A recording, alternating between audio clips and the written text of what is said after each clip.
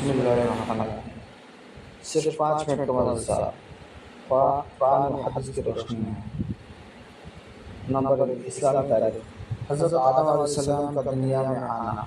حضرت آدم علیہ السلام جنت میں تنہا رہتے ہوئے بے چین محسوس کرنے لگے، تو تسلی کے لیے اللہ تعالیٰ نے ان کی بائیں پستی سے حضرت حوا علیہ السلام کو پیدا کیا اور دونوں کو حکم دیا کہ اس درخت کے علاوہ جنت کی تمام نعمتوں کا استعمال کر سکتے ہیں۔ شیطان نے وسوسہ ڈال کر بہکایا کہ اس درخت کی خصوصیت یہ ہے کہ اس کا پھل کھانے کے بعد تم ہمیشہ جنت پر رہو گے۔ چنانچہ شیطان کے دھوکے میں آ کر انہوں نے اس درخت کا پھل کھا لیا۔ اللہ تعالیٰ نے اس غلطی کی وجہ سے جنت کا لباس اتار کر دونوں کو دنیا میں بھیج دیا۔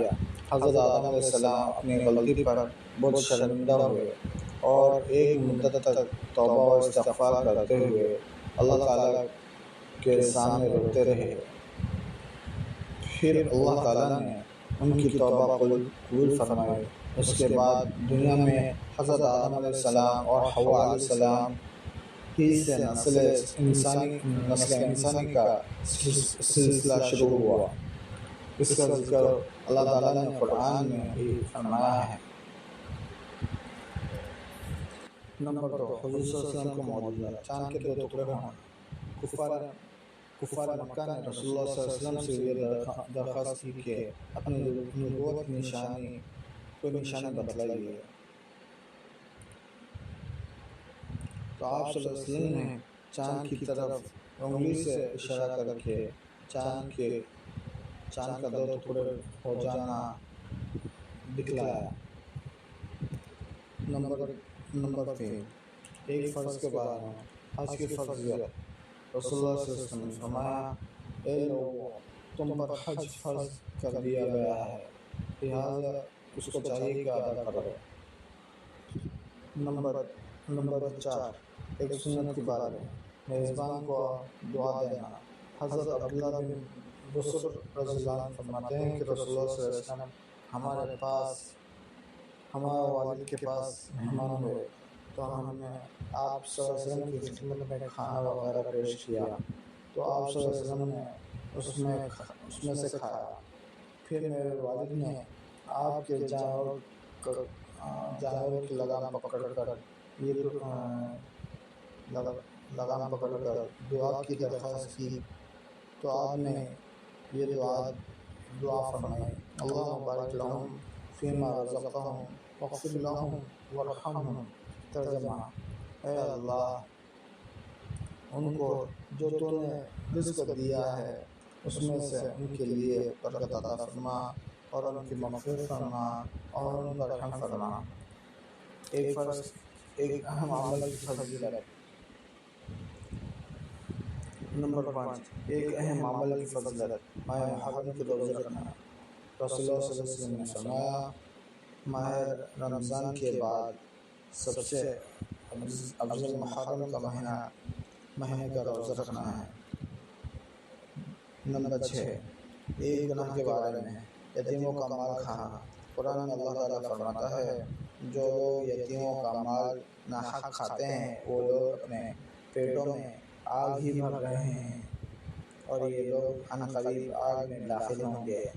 دنیا کے بارے میں، مال جمع کر کے خوش ہونا۔ قرآن میں اللہ تعالیٰ فرماتا ہے، جو شخص انتہائی حرص و لالچ سے مال جمع کرتا ہے پھر وہ خوشی سے اس کے بارے میں بار بار گنتا ہے تو سمجھتا ہے کہ اس کا یہ مال اس کے پاس ہمیشہ رہے گا، تو اس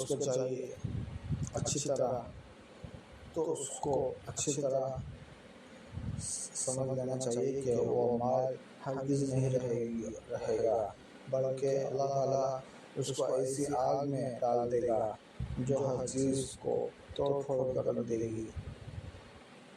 نمبر 8، آخرت کے بارے میں، مومن کے لیے قیامت کے دن کا مقدار۔